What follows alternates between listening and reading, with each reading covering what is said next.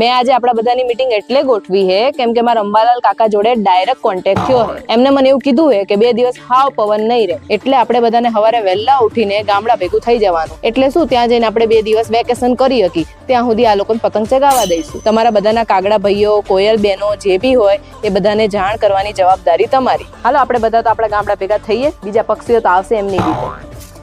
આ કઈ માયોના છોકરા હે, વગર ઉતરાયણ પતંગ ચગાવે. મને લાગે ગામડે નહીં પહોંચવા દે. હવે તો બચી બચીને જવું પડશે, નકર આ પતંગોનું ટ્રાફિક તો મારા આટલા સરસ પાક કાપી નાખશે.